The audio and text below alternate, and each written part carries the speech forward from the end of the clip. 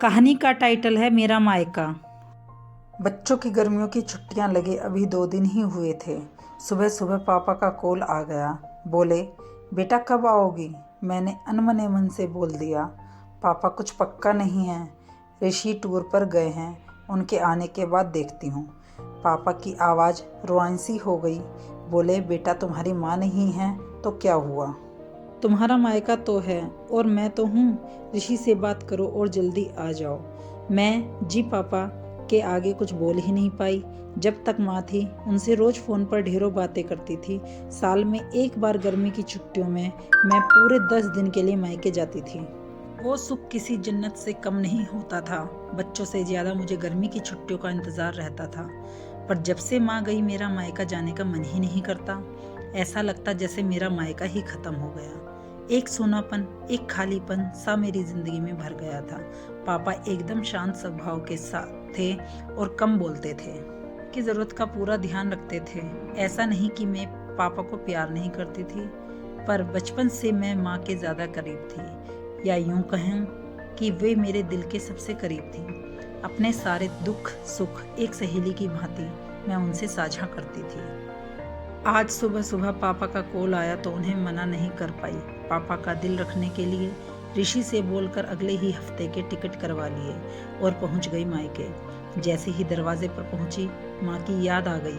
ऐसा लगा जैसे वो अभी बाहर निकलकर मुझे गले लगा लेंगी। सोच के आंखें भर आई, किंतु आज माँ की जगह पापा बाहें फैलाए मेरा इंतजार कर रहे थे। सालों बाद पापा को गले लगा के खूब रोई।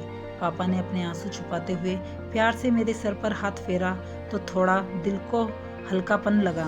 बहुत दिन बाद पापा को देखा, कमजोर लग रहे थे। वैसे तो भाई भाभी और पापा सभी मेरा बहुत ध्यान रख रहे थे। बच्चे तो अपने खेल और मस्ती में व्यस्त हो गए थे, पर ना जाने क्यों मेरी नजरें हर पल जैसे माँ को ही ढूंढती थी।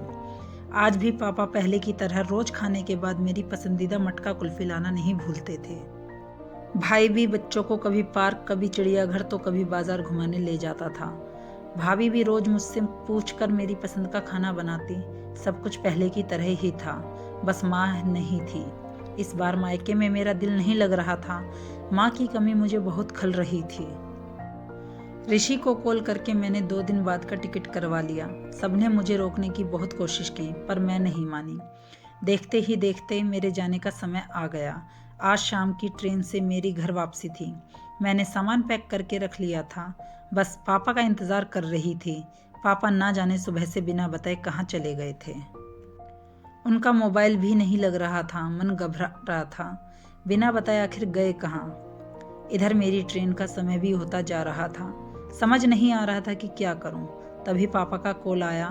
बोले, गुड़िया तुम लोग स्टेशन पहुंच जाओ, मैं सीधे वहीं पहुंच रहा हूं। हम लोग स्टेशन पहुंच गए।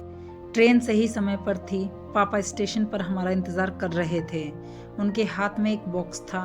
उन्होंने मुझे देते हुए गले लगाया और बोले, इसे ही लेने गया था, इसलिए देर हो गई, संभाल के रखो। मैंने आश्चर्यचकित होते हुए पूछा, इसमें क्या है? पापा की आंखें भर आईं।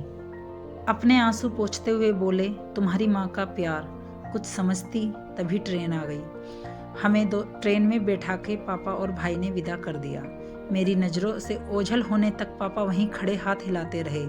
मैं भी एक टकाटक न जाने कब तक बाहर खिड़की से उन लोगों को निहारती ही रह गई। तभी बेटे ने आवाज़ दी और मेरे हाथों में एक चिट्ठी थमाते हुए कहा, मम्मी नाना जी ने ये आपके लिए दिया है। मैंने तुरंत चिट्ठी खोली। मेरी प्यारी गुड़िया रानी, सदा खुश रहो। जब तक तुम्हारी माँ थी, तुम्हारी हर छोटी बड़ी बात का ख्याल वही रखती थी। मैं जानता हूँ कि मैं तुम्हारी माँ की जगह तो नहीं ले सकता, पर उनकी कमी की पूर्ति करने के लिए कोशिश तो कर ही सकता हूँ। आज तुम्हारी माँ होती तो हमेशा की तरह अपने हाथों से तुम्हारे लिए बड़ी पापड़ अचार बना के साथ भेजती। माँ के हाथ का तो नहीं, पर उसके स्वाद जैसा सब सामान एक दुकानदार से बनवाने की कोशिश की है। उम्मीद है तुम्हें पसंद आएगा।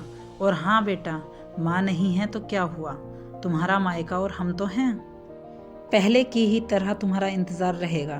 ढेर सारे प्यार और आशीर्वाद के साथ, तुम्हारे पापा। पत्र पढ़ते पढ़ते मेरी आंखों से अश्रुधारा बहने लगी। सहसा मेरे मुंह से निकला, आई लव यू पापा। बात छोटी सी थी, पर उसमें अथाह प्यार समाहित था।